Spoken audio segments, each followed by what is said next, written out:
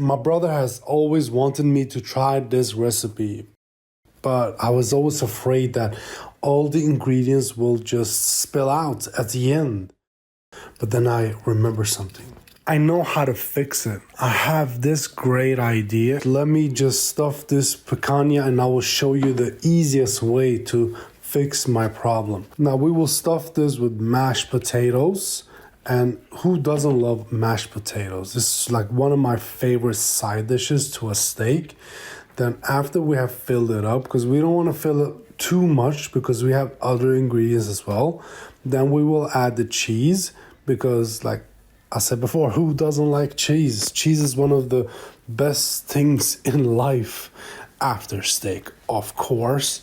Then we will add our mushrooms. And if you don't like mushrooms, you can add something else. You can add onions, carrots. It doesn't really matter. Like you decide what to put in your steak. So just fill it up, but be careful to not fill it up too much. Okay, there's a thin line between too much and too little. Now you guys are thinking like, how is this gonna work? Like, how are all these ingredients gonna stay intact inside of the meat?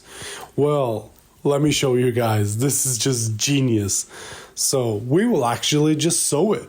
Like basically sew it.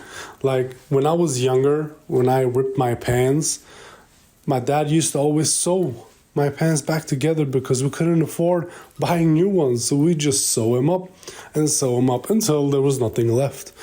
So we will do basically the exact same thing. Just sew it up and keep it very tight because after we have sewed it up, and guys, this is already pre-cooked. So the steak is actually already done at 52 degrees, but we will now deep fry it just to get an amazing crust. And I filled the deep fryer almost at the top of the steak. I don't want it to be overfilled because it might actually spill out because it's a thick boy. So after about 40 seconds, I will flip the steak and keep on flipping the steak until I get that amazing crust that I'm looking for. And I was super nervous doing this part because I was like, okay, I did sew it, but maybe the stuff is gonna leak out, but amazingly enough, it didn't leak out.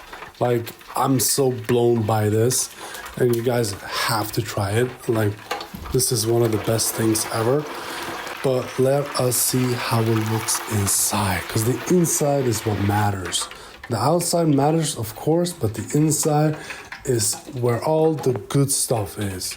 Okay, so let it rest for a couple of minutes, and you see how puffy that is? And when cutting it, I was like super nervous because you always want to know how is this gonna turn out. And look at that. The stuffing is perfect. The temperature of the steak is perfect. The crust is perfect. And the most important thing is the flavors, right? So how did this steak taste? Let us cut it open and let us see and let us try it out.